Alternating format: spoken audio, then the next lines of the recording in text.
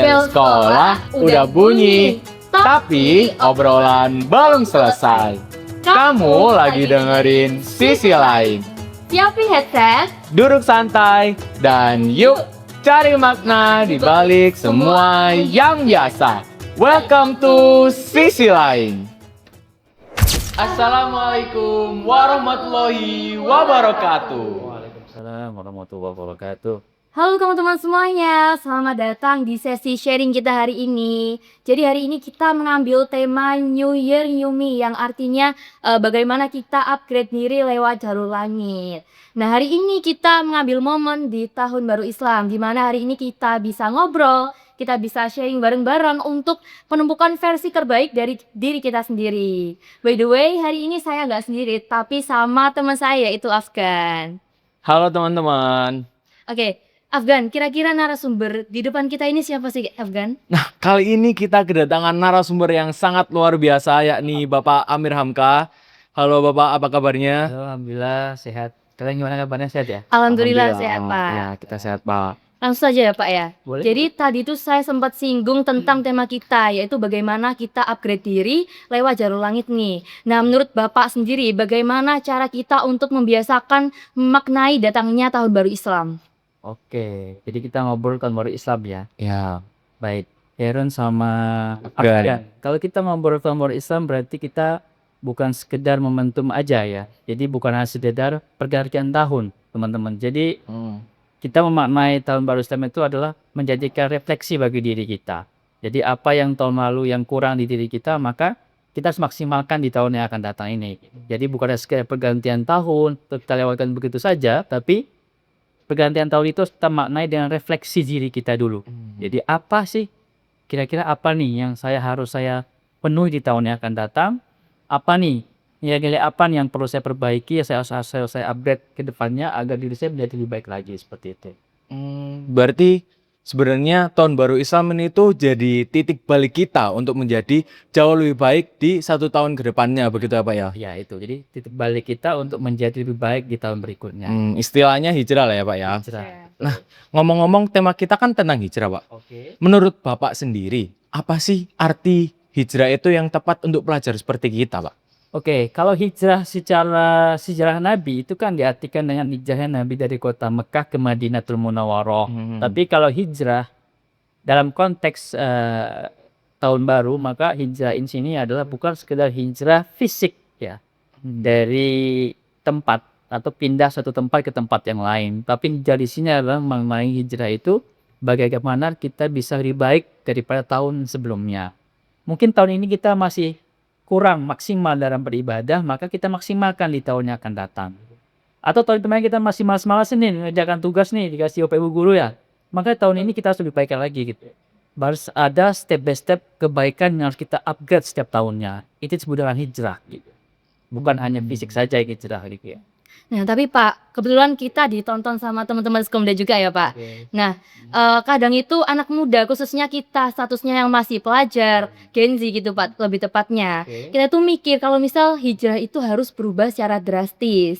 Misalnya nih Pak, hari ini kita melakukan suatu hal maksiat secara terus-terusan. Nah, besok kita harus sholat 5 waktu, sholat taubat, ataupun kita harus tadarus membaca Al-Quran secara rajin. Nah, menurut kita itu berat Pak. Nah, menurut Bapak sendiri itu bagaimana Pak pandangan Bapak akan statement tersebut?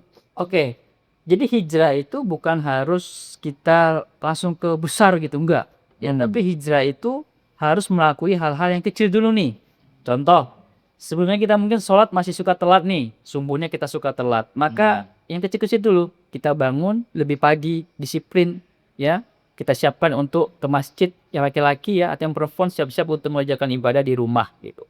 Jadi hal-hal kecil itu mempengaruhi kontinuitas kita ke depannya, konsisten atau istiqomah dalam bahasa Arabnya gitu ya. Jadi kecil-kecil dulu aja, nanti lama-lama akan menjadi banyak, besar, konsisten aja gitu. Jadi lakukan hal itu tidak harus yang besar, tidak berekspektasi tinggi, tapi kita harus mulai dari hal-hal kecil dulu. Karena hal kecil itu kalau kita konsisten melakukannya, maka nanti akan menjadi karakter dalam diri kita. Nah, itu yang disebut dengan istiqomah. Berarti kalau hijrah itu harus disertai dengan istiqomah. Betul sekali. Hijrah itu harus dari istiqomah. Karena kalau tidak, maka disebut orang dengan tobat sambel gitu ya. Ah. Awalnya pertama hilang. Oh, iya. Oh, iya, Pak. Berarti harus gini ya, Pak. Istilahnya secara bertahap, Betul. lama-lama kan konsisten gitu, Betul, teman-teman. hal-hal kecil dulu gitu ya. Nah, kalau ngomong tentang hijrah, kalau kita pakai bahasa sekarang, Pak, mungkin itu namanya itu glow up ya, Pak. Glow menjadi lebih baik. Tapi kebanyakan sekarang itu pasti semua teman-teman di sini tuh pengen glow up ya, teman-teman, dan kebanyakan itu pengen glow up-nya itu secara fisik, Pak. Nah, ada kalau misalnya saya sendiri, Pak, saya itu cara glow up itu dengan nge-gym, olahraga dan lain-lain. Tapi sebenarnya menurut saya itu ada hal yang penting, Pak. Selain glow up fisik yakni glow up batin. Nah, menurut Bapak Hamka sendiri gimana cara biar kita itu nggak cuman glow up fisik tapi juga glow up batin, Pak? Oke. Glow up fisik itu sebenarnya baik ya, selama tidak berlebihan. Contoh glow up fisik di zaman Nabi itu membolehkan loh. Bahkan Nabi sangat mensukai orang-orang yang fisiknya bagus. Nah, betul, Pak. Dalam artian bagus di sini adalah sehat, olahraga. Itu kan termasuk glow up fisik ya. Kita olahraga agar bisa bekerja dengan maksimal. Kita upgrade fisik kita agar kita bisa mengerjakan tugas dengan baik. Kita bisa fokus di kelas, nggak atuan misalnya gitu kan. Ya. Ada orang yang supaya makan aja tapi lupa untuk olahraga. Jadi lupa untuk fisiknya diperbarui, maka akan menjadi orang yang lemah secara mental. Maka Nabi sangat tidak suka dengan umat yang lemah-lemah gitu. Nah, makanya kalau dalam glow up fisik ini tadi Bang sampaikan boleh asal tidak berlebihan.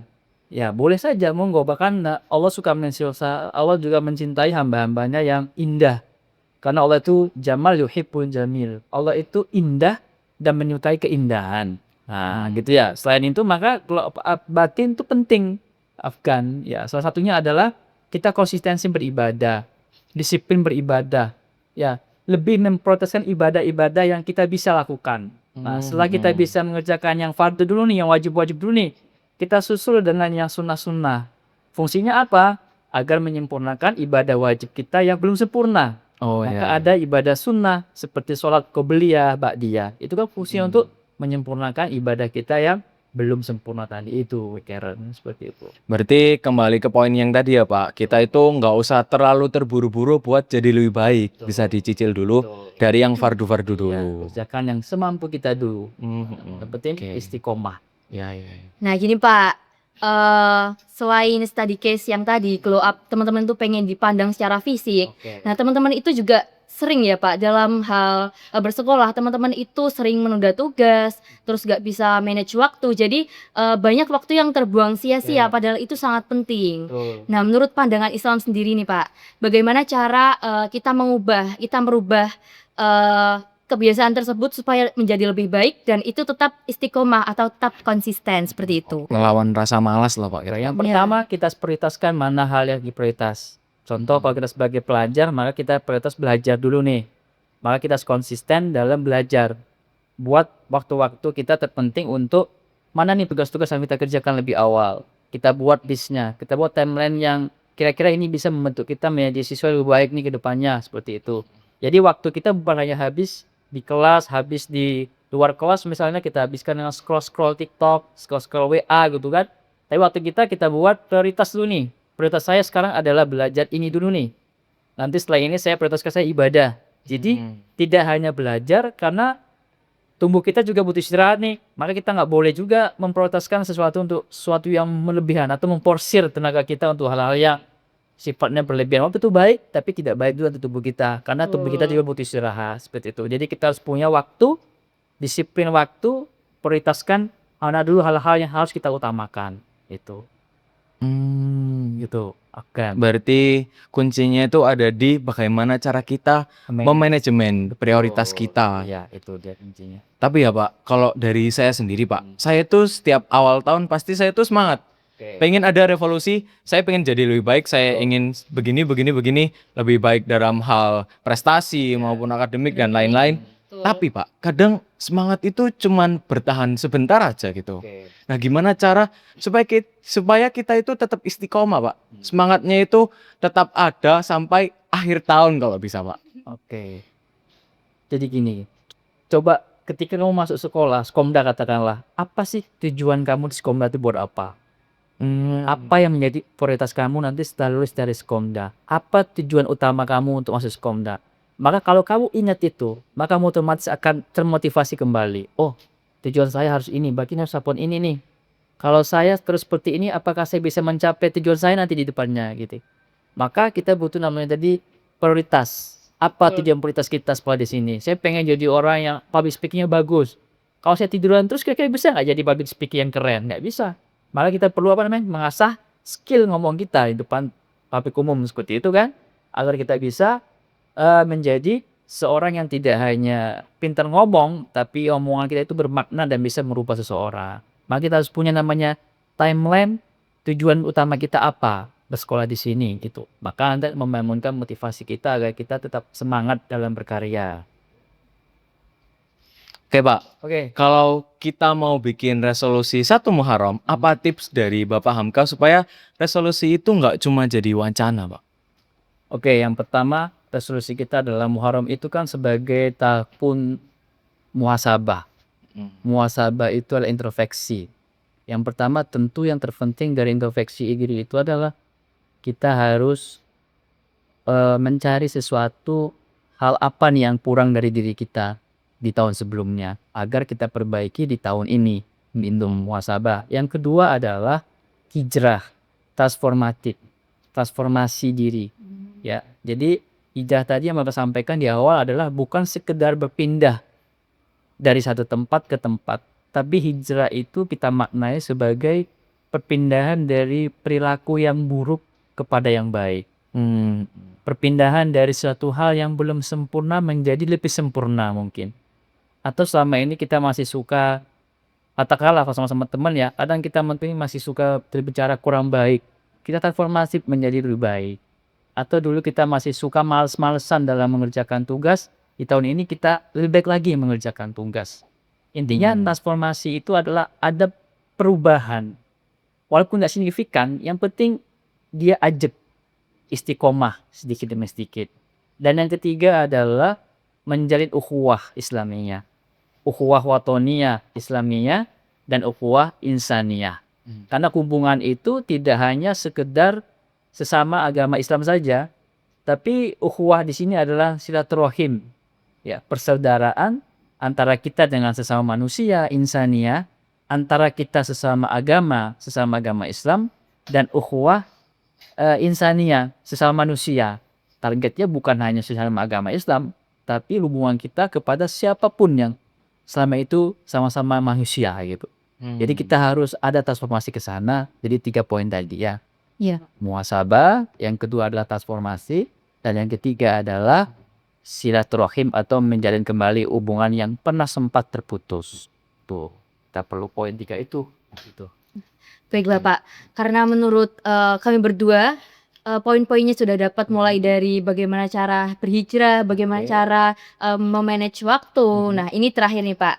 Apa pesan Bapak untuk teman-teman yang sedang menonton, bagaimana caranya untuk menjadi lebih baik tahun ini dan seterusnya melalui jalur langit? Oke, keren pertanyaannya. Jadi kita semua punya hak untuk menjadi orang yang lebih baik. Jadi kita semua adalah manusia yang Allah ciptakan sempurna secara penciptaan. Tapi kita tidak bisa menjadi orang yang harus selalu sempurna di mata orang lain. Maka yang pertama adalah kita harus senantiasa memiliki kepercayaan bahwasanya kebaikan itu adalah hak setiap orang. Ya, jadi kita mau terus berupdate diri kita, memperbaiki diri kita agar kita tidak menyerah. Ngapain saya sudah banyak dosa, saya nggak berbuat baik lagi. Jangan. Tapi kita percaya bahwasanya Allah pasti mendengar doa-doa kita. Karena hijrah itu bukan hal satu malam saja.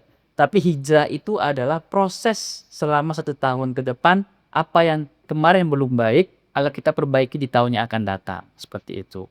Jadi tetap istiqomah berbuat baik, apapun yang ada di depan kita, yakinlah bahwasanya Allah selalu bersama kita. Gitu. Keren sekali pesan dari Bapak Hamka hari ini di podcast kali ini. Oke teman-teman yang sedang menonton, jangan lupa kita terapkan dalam kehidupan sehari-hari kita maupun di rumah ataupun dalam bersekolah. Nah mungkin kami mengucapkan terima kasih kepada Pak Hamka kasih, Pak. karena sudah bersedia sharing Sama-sama. dan ngobrol-ngobrol hari ini ya. Amin Pak. Oke mungkin segitu saja teman-teman. Selamat menonton, jangan lupa diterapkan dan sampai jumpa di podcast sisi lain berikutnya. Wassalamualaikum warahmatullahi wabarakatuh. Bye bye.